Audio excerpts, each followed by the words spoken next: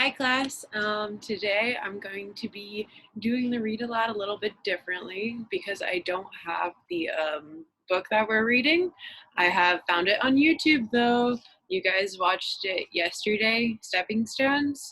Yesterday you just watched it by yourself. Now today you're gonna watch it with Miss Martin. There's going to be a few things that we're going to be looking at, some skills that we're going to be working on. The first skill that we're going to be working on is creating questions or creating wonders through our reading. Something else that we're going to be looking at is figurative language and what sort of figurative language was used in this book. So we're going to continue on with the idea of moving or migrating from one place to another place. A couple days ago, on Monday and Tuesday, we read My Freedom Trip. We learned about a woman coming from North Korea to South Korea. Now, this story is about a different region, but it is still about a family that's moving. So let's see what happens in My Stepping Stones.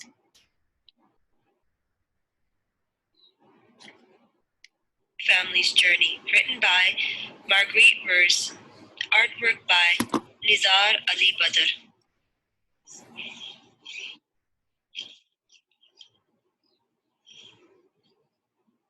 With special thanks to Saji Korkamaz in Syria, whose help made this book possible. Also thanks to Saida Basarat Kazim in Pakistan, Basma Nadi in Australia, and Bob Tyrrell of Orca Book Publishers. This book is written in English and Arabic. I will be reading it in English. Peace cannot be kept by force. It can only be achieved by understanding. I think this is I wanted to stop here because I think this is a very powerful quote. I'm wondering right now, what do you guys think Albert Einstein meant when he created this quote? I'm thinking he's saying that when we have conflict in our lives and we want to have peace, we need to, instead of fighting that conflict, we need to try and understand that conflict and where that conflict is coming from and different points of view, and trying to understand it and accept it before fighting against it. Albert Einstein.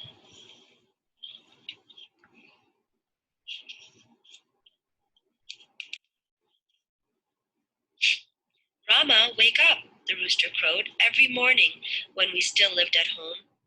From my warm bed, I listened as Mama prepared breakfast, bread, yogurt, juicy red tomatoes from our garden. When I was little, not so long ago, my brother Sammy, our friends, and I played on sun-baked soil. We laughed, ran across rocks and sand, free as birds. When Papa came in from the fields, he would sit for a time under the orange tree and tell stories of our ancestors. Okay, so there's two things I noticed. The first thing I noticed is that in the text, you can see there's English, there's also Arabic. I think that's awesome that it shows the text in two different languages because it makes it more accessible to people from different regions. So people that read Arabic can understand this, and then people who read English can understand this part. I think I noticed something. I noticed a simile. A simile means, again, what? Is a sort of figurative language where we compare two things. So I see right here, we laughed, ran across rocks and sand, free as birds. There are two things being compared. It's we, the family, being compared to birds. They felt as free as birds. And then the other thing I see is I see a word that might be difficult for some of you is ancestors. I'm wondering, with using our context clues means using the words surrounding this word ancestors. I'm wondering what you think ancestors means. So if you read again, it says, when Papa came in from the fields, he would sit for a time under the orange tree and tell stories of our ancestors. So ancestors are someone from your past, someone from your family. You can see they're together as a family. You can use your context clues of the illustration as well. So in the illustration, we see that the family's together and they're talking about their family from the past, or basically their great grandfathers and people who lived before them that were in their family.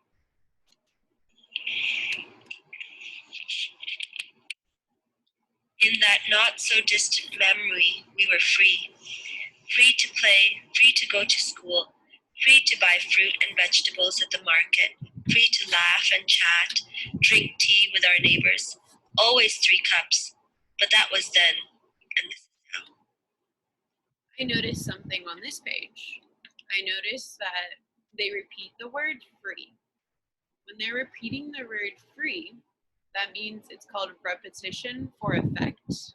The author is repeating the word free for a reason. I want you to think about and make an inference about why did the author repeat this word free multiple times. I'm thinking they repeated this word free for a lot of different reasons, but one of the reasons I think is for you to realize that at this time in the past, back then, that was then, they were free. It had a feeling that really resonated with them, and then something else happened that made them maybe not as free. So it's kind of setting us up for what might happen in the future. Freedom had such an impact on them. That's why I think they repeated it so many times, is because that feeling of freedom had such a grand impact on them in the past. But now they feel something totally different. Something, and let's see what that totally different feeling. It's not freedom anymore. Back then, Jaddu, my grandfather, fished. Papa worked in the fields. Mama sewed silk scarves for me and my dolls, wrapped in silk and hugs. I didn't know our lives would soon change forever.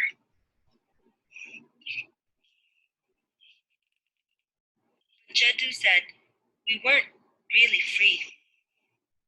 If we're not allowed to sing our songs, to dance our dances, to pray the prayers of our choice, are we truly free?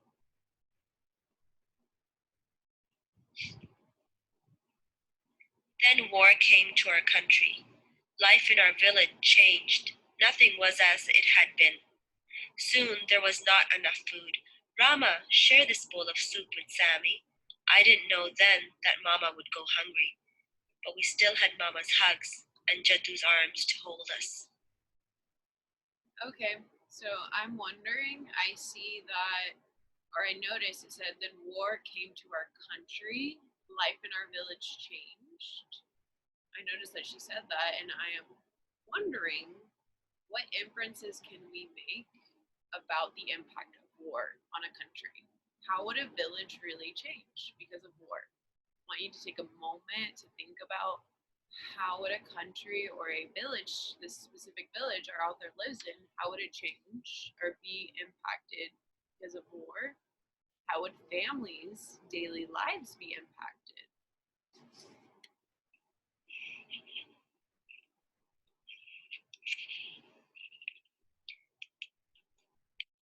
Then the birds stopped singing. People began to leave our village. First a trickle, then a stream across dusty fields under a burning sun, a stream driven by hope. Mothers, fathers, children seeking a better place, a better life. I notice in this illustration you can see many people are, it seems, with their stones, they're carrying a lot of things for their moving. I also notice it says that they are seeking a better place, a better life. I'm wondering, why do they think going to another place would cause them to have a better life? What do you think? What sort of inferences can we make about them moving? Why are they moving? What do they mean by have a better life?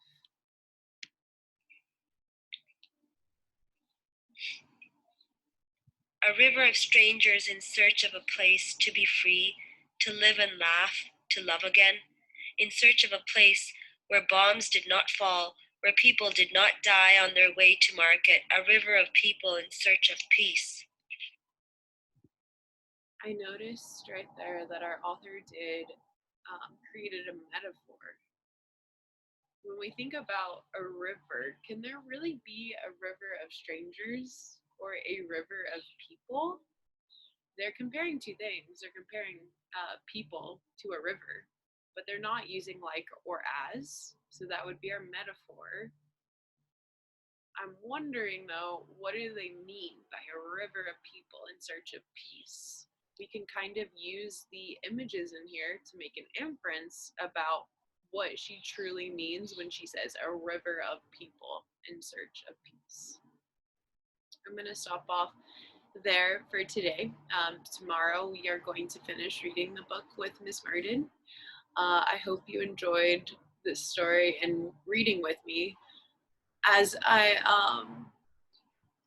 end this read aloud, I'd like you guys just to think about the freedom that you have here in America. I know that it is kind of constrained right now. You are a little bit restrained. We can't really go outside and go to school at this time. And so some of our freedom is definitely being affected. But you also need to think about it like this.